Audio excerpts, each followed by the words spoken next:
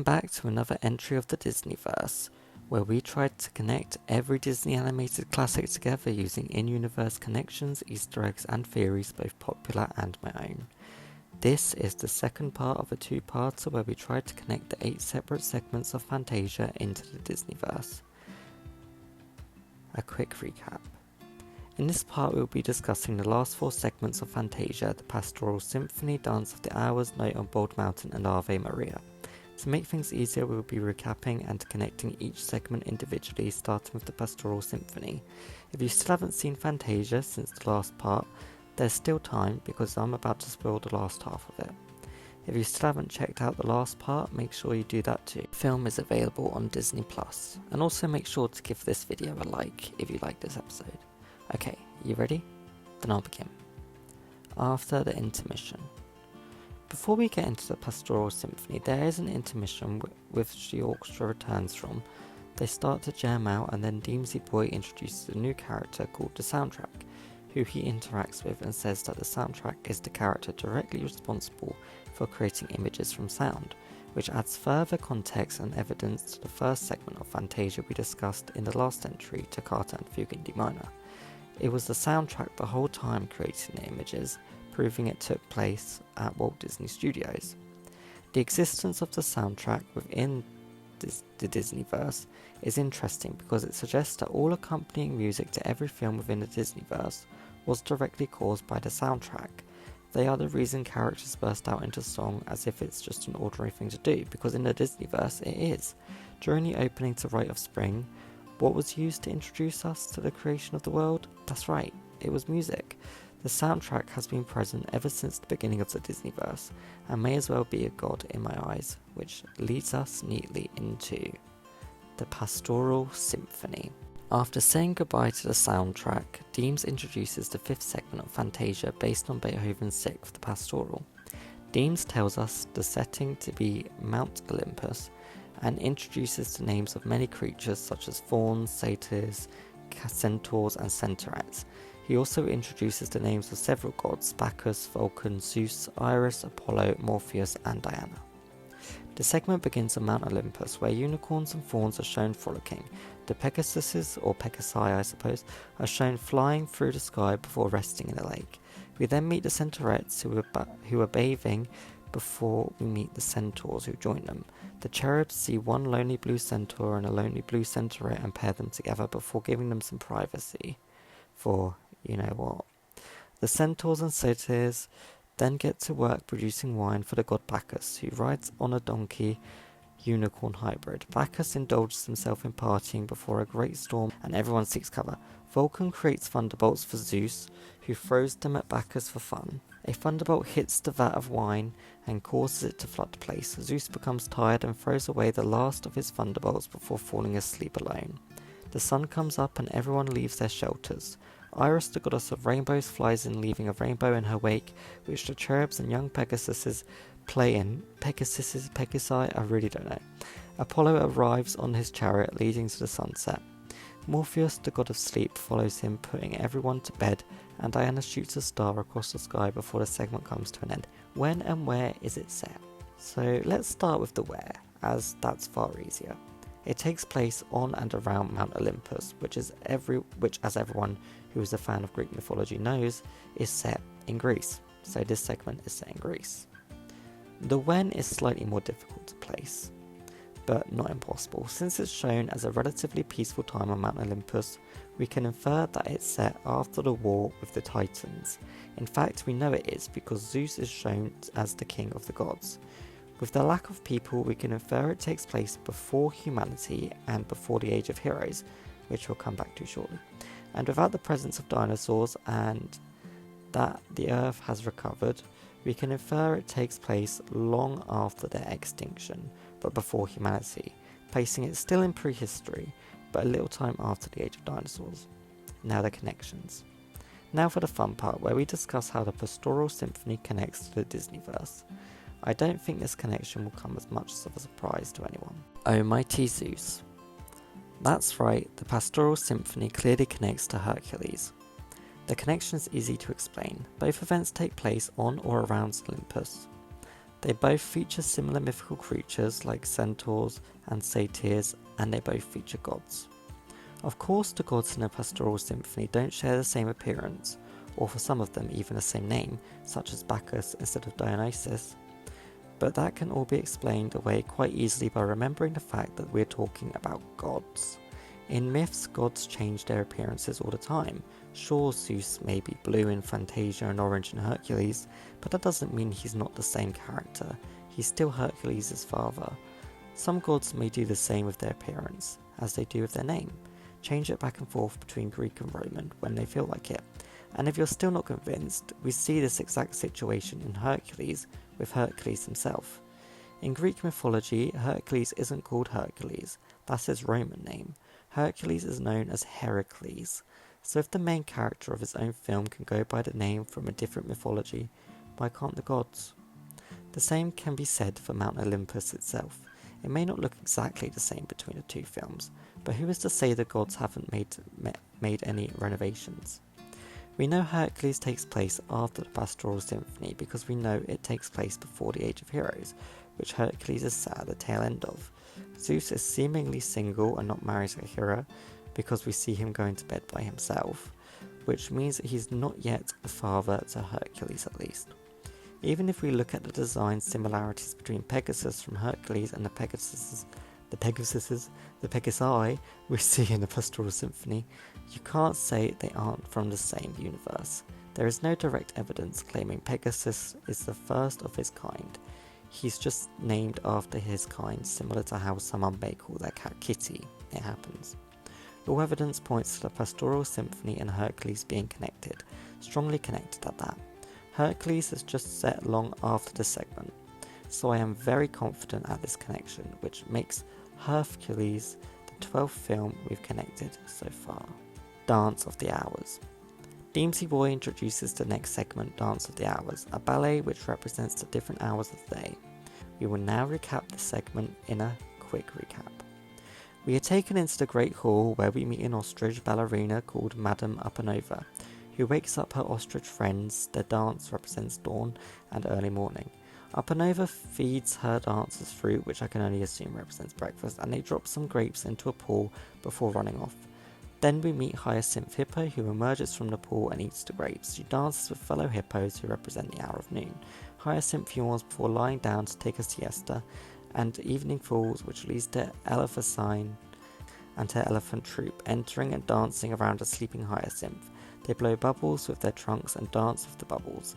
They are all blown away as night falls, and we meet some alligators, who approach a still sleeping Hyacinth. They are scared off by Ben Alligator, who falls for Hyacinth's booty, and they dance together before the entire cast return, being chased by the alligator troop, and they all dance together in a spectacular finale. When and where is it set? Deems Taylor tells us this segment takes place in the Great Hall of the Palace of Duke Alvis, also known as Doge's Palace. The palace is located in Venice in northern Italy. As for when it takes place, there is no specific date, but we know the opera is based on first appeared in 1876 and ended its original run in 1879. Since we see the set collapse after the performance, we can take this to imply it's one of the later showings of the original run, as the cost of renovating the stage after every performance would be phenomenal. We can infer this particular performance takes place in 1879. Now the connections. I know what you're thinking. How on earth am I going to connect this segment to anything? It's a ballet featuring anthropomorphic animals. I'll be the first to admit it was a challenge, but where there is a will, there is a way, and with a bit of light stretching, I've managed to connect it to Hi diddly dee, the ballet life for me. Pinocchio. Yep, Pinocchio again. But how? How does Pinocchio possibly have anything to do with this segment aside from both this segment and Pinocchio being set in northern Italy? Well, like I said, it's a bit of a stretch. But I was thinking to myself, where have we seen anthropomorphic animals before this segment? We've had Mickey Mouse in The Sorcerer's Apprentice, but that can't be all surely. And then I remembered two anthropomorphic animals appeared in Pinocchio.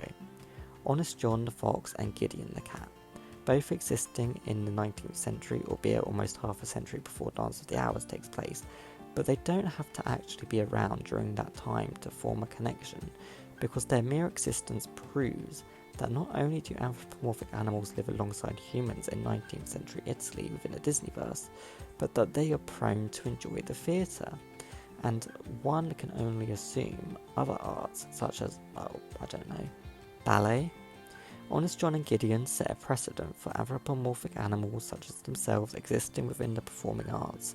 Perhaps this was one of the only ways they could comfortably integrate with human society as humans' entertainment. Hyacinth Hippo, Madame Uppanova, Ben Alligator, and the Elephants are masters in the field of ballet, touring Italy, Europe, and the world, performing for people as one of their only ways of being accepted by them. They love what they do, but based on their costumes leaving them scantily dressed compared to the full outfits we see Honest John and Gideon wearing, it doesn't pay them very well. They perform for the rich and receive nothing but peanuts in return. It's a sad aspect of the Disneyverse.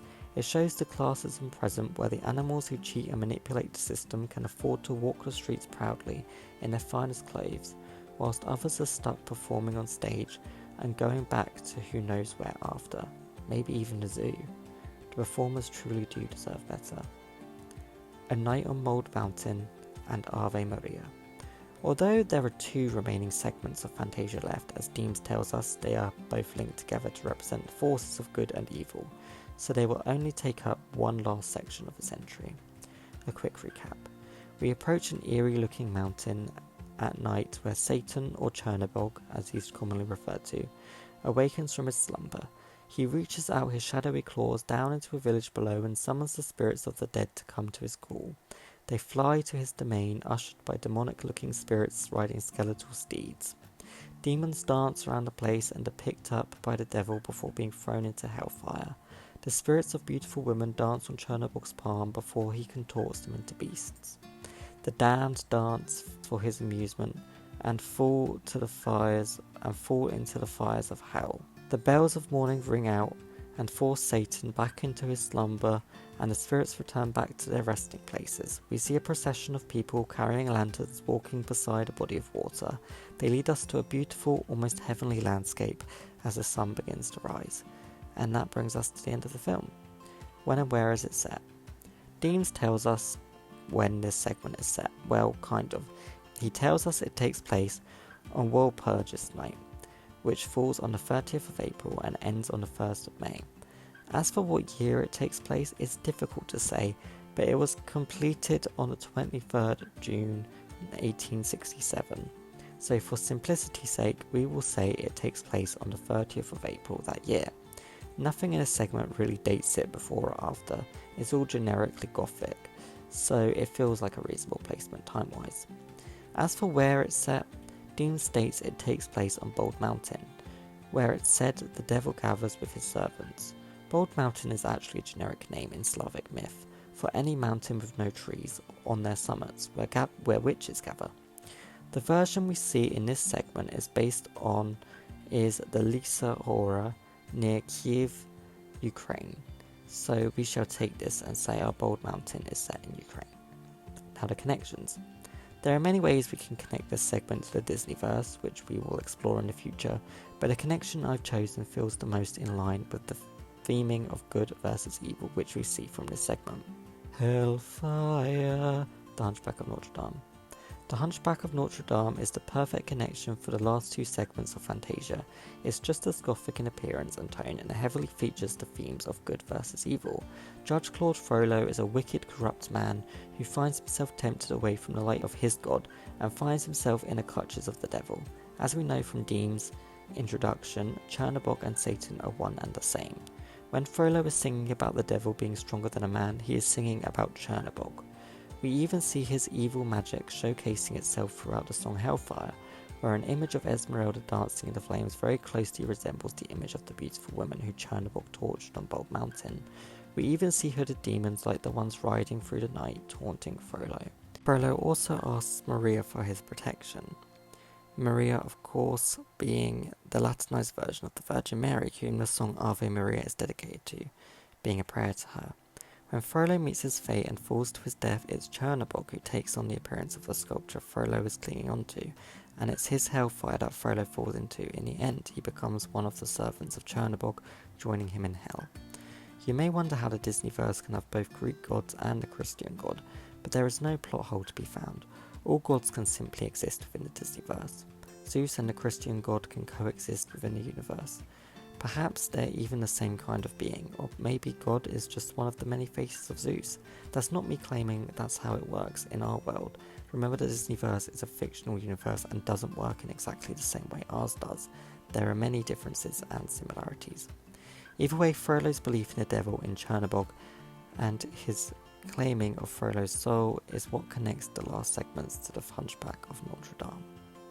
So that was it. We finished connecting the 8, or I guess 7 segments of Fantasia, with the additions of Hercules and the Hunchback of Notre Dame, bringing our list of connections up to 13 in total. Our next entry in the series will focus on connecting Dumbo into the Disneyverse, so stay tuned for that. Until then, I wish you Wolada, Brunhunda, Noswifta, or Nosda wherever you are in the world. Goodbye.